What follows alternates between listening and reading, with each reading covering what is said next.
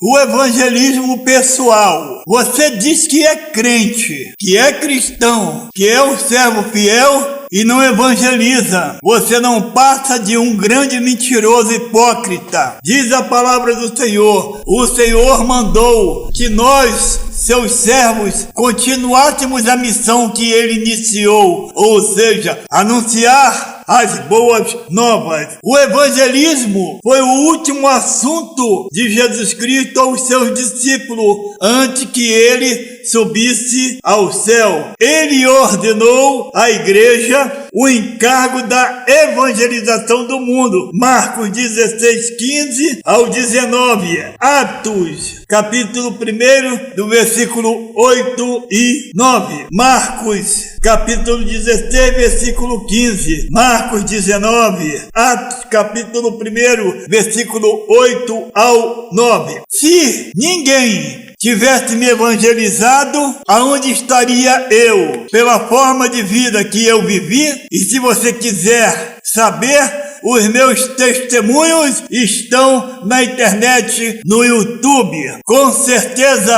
absoluta eu creio que eu já estaria morto, ou no mínimo preso. O alvo do evangelismo é tríplice: salvar os perdidos, restaurar os desviados e edificar os crentes. Você, por acaso, já experimentou a alegria, o prazer de ganhar uma alma para Jesus? Há dentro de nós uma alegria inexplicável em sabermos que ajudamos a alguém a achar o caminho do céu, porque você prega e o Espírito Santo convence o pecador do pecado. Ganhar almas foi a suprema tarefa do Senhor Jesus Cristo aqui na terra. Lucas 19, 10. 1 Timóteo capítulo 1, versículo 15. Paulo, o grande homem de Deus do Novo Testamento, tinha o mesmo alvo e visão. 1 Coríntios capítulo 9, versículo 20. Uma grande parte dos crentes pensa que a obra de ganhar almas para Jesus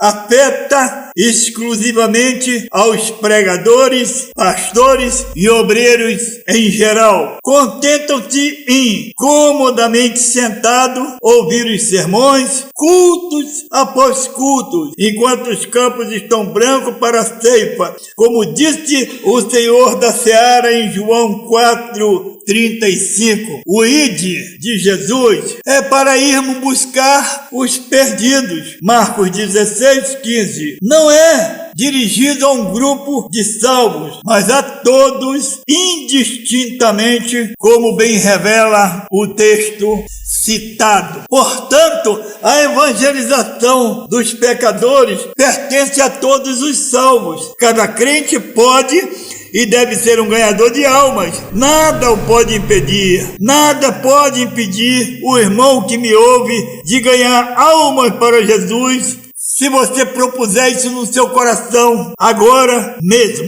A chamada especial de Jesus para o ministério está reservada a determinados crentes, mas a chamada geral para ganhar almas é feita a todos os crentes. O evangelismo pessoal, como já vimos acima, vai além do pecador perdido. Ele alcança também o desviado e o crente necessitado de conforto, direção, ânimo, auxílio e vitória. Ele reaviva a fé e a esperança nas promessas das Santas Escrituras. O evangelismo pessoal tem suas vantagens. Primeiro, adapta às condições espirituais de qualquer pessoa. O que o sermão não consegue fazer no auditório, na evangelização coletiva, o evangelismo pessoal o faz. Na evangelização em massa, A pregação não satisfaz a todos, porque cada um tem problemas espirituais diferentes. No evangelismo pessoal, a mensagem é direta, incisiva. Muitas vezes, a pregação apenas inicia a evangelização, que será complementada com um contato pessoal do ganhador de almas. 2. O evangelismo pessoal promove o crescimento da igreja. A igreja nos dias primitivos cresceu muito depressa, porque os crentes, cheios do Espírito Santo, evangelizavam sem parar. Atos, capítulo 5, versículo 42, capítulo 8, versículo 4. O resultado foi um maravilhoso crescimento registrado no livro de Atos dos Apóstolos. Hoje, também, a igreja que tiver um número regular de ganhador de almas, seu crescimento será notório. A semeadura da palavra de Deus promove o crescimento e a edificação da igreja. Atos capítulo 2, versículo 41 ao 47. Atos capítulo 4, versículo 4. Atos capítulo 5, versículo 14. Atos capítulo 9, versículo 31. E, principalmente, no capítulo 21 e o versículo 20. A maior e melhor maneira de ajudar o pastor no crescimento do rebanho de Deus é ganhar almas individualmente. E o irmão que me ouve tem feito isso? Está fazendo isso? Se hoje, na igreja, cada um ganhasse outro, qual seria o resultado? Se todos ganhassem almas como você, qual seria o crescimento da igreja? Por exemplo, agora são 5 horas da manhã do dia 16 de junho de 2020 e eu estou aqui evangelizando você que vai me ver, já que eu não pude chegar até você diretamente, não o conheço, estou aqui evangelizando você com um único objetivo: mostrar para você a missão do cristão, ou mostrar para você que é cristão a sua própria missão. 3.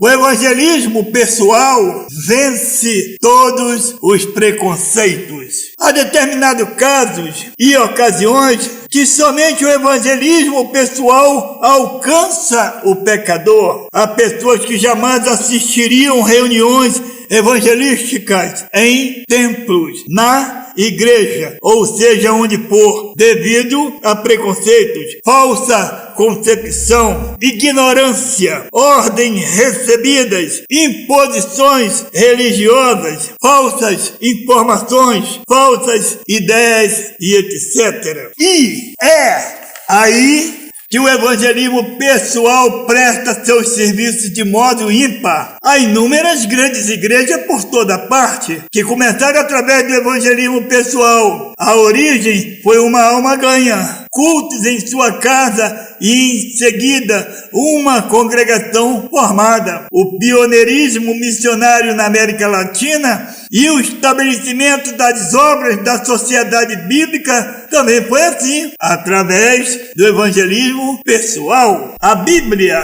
é evidente, a palavra de Deus, e é do Senhor que temos a extraordinária promessa. O Senhor disse: porque assim será a palavra que sair da minha boca, ela não voltará vazia, antes fará o que me apraz e prosperará naquilo para que a enviei. Isaías 55, versículo 11. Salmo 126, versículo 5 e 6. Ruth, capítulo 1, versículo 16. Tiago, capítulo 1, versículo 21, parte B. Mas, se você não abrir a boca, se você não falar, como a palavra do Senhor vai agir? Nós sabemos que a Bíblia é o manual do evangelismo pessoal. É evidente que para termos êxito nessa obra, duas coisas precisamos considerar. por enquanto. Na obra de ganhar almas emprega-se a palavra de Deus. João capítulo 3, versículo 5. Romanos 10, 17. Primeira carta a Pedro 1, 23. B. Para empregar a palavra de Deus é preciso conhecê-la devidamente. 2 Timóteo capítulo 2, versículo 15. A expressão maneja bem nesse versículo significa de fato dissecar, dividir ou cortar corretamente, como por exemplo no preparo das vítimas para os diversos sacrifícios. Refere-se principalmente à correta aplicação do texto e da mensagem de toda a Bíblia. É fato reconhecido que muito mais fácil é falar a palavra de Deus a uma multidão do que a uma só pessoa. Quem fala ao auditório não é interrompido para perguntas à parte, para argumentação, para dúvidas e etc. Já quem fala a uma só pessoa poderá e virá certamente a vir e enfrentar tudo isso. Há pecadores que aceitam a mensagem da salvação sem objeções e sem argumentação, mas outros apresentam escusas tais que, se o crente não conhecer devidamente as Escrituras, ficará em situação vexatória. É verdade que o Espírito Santo guia e inspira na obra de ganhar almas, mas no tocante às Escrituras, ele só pode lembrar-nos daquilo que conhecemos antes. João 14, 26. Não sei, que não ouvi, que não li, que não aprendi. Por sua vez, o pregador ou ganhador de almas não é adivinhador de versículo. Muitos, a esta altura, firmam-se Mateus 10, 19 e 20, para declararem que na hora precisa o Espírito Santo dará tudo, mas é bastante o contexto da referida passagem para ver a questão, a ocasião que Jesus está se referindo. Leia Provérbios 9, 1 Timóteo, capítulo 4, primeira carta a Pedro, capítulo 3, versículo 15. A Bíblia é a palavra do Senhor, mas também de Gideão, Juízes 7, 20. Isto é, ela é a arma que o Espírito Santo usa, mas o elemento que conduz é o crente. Portanto, é imperioso que o cristão aprenda a manejar bem o livro de Deus. Há crentes que você nem sabe que são cristãos. Há crentes que até evitam falar o nome de Jesus por causa do seu pouco ou nenhum conhecimento das Escrituras Sagradas. E há crentes que usam somente versículos salteados para poder cobrar do irmão, corrigir o irmão, e até mesmo ele tem prazer em humilhar o irmão ou o próprio ímpio.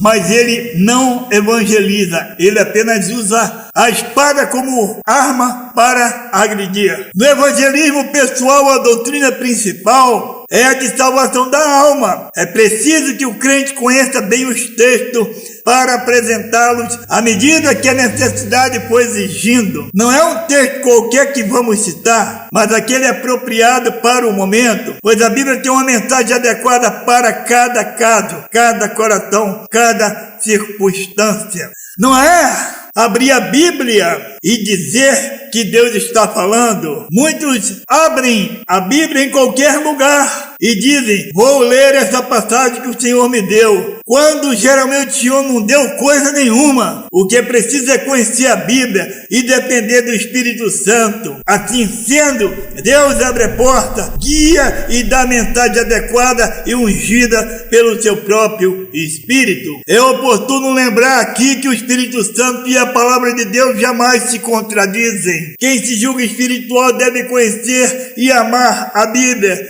e quem seguir a Bíblia deve andar segundo o Espírito. A razão por que muitos crentes chamados espirituais são cheios de meninices, são escandalosos e extremistas, é porque não estudam a palavra para nela aprenderem a ordenar seus passos. O que lhe falta é o conhecimento das doutrinas desse livro, e muitas vezes ele sabe que está fazendo errado, como um exemplo que eu vou citar. Essa questão de pula-pula dentro da igreja, um falatório danado, parece até uma casa de maluco, uns caindo pelo chão, dando tesoura voadora. E a palavra do Senhor é bem clara quando diz que deve haver respeito, porque se um ímpio, quando entra e vê aquilo, diz que ali é um verdadeiro manicômio e não volta mais.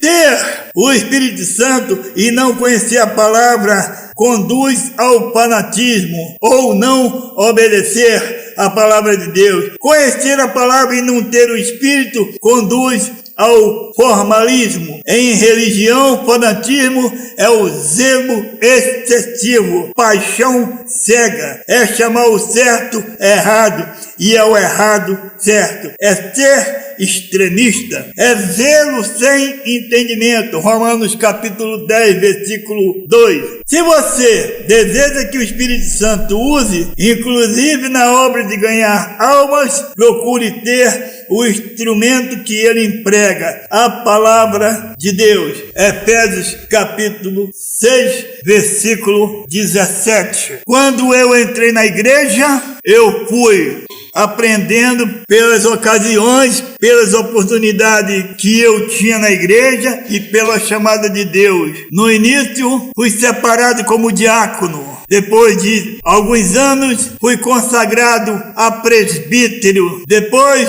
fui separado como pastor. E por último, fui consagrado como evangelista, a função que eu mais gosto de exercer, porque eu estou frente a frente com o homem e estudo a Bíblia todos os dias da minha vida. E não comecei ontem, fazem mais de 20 anos que eu sirvo ao Senhor. E por isso eu glorifico ao Pai, ao Filho e ao Espírito Santo, agora e para sempre. Amém.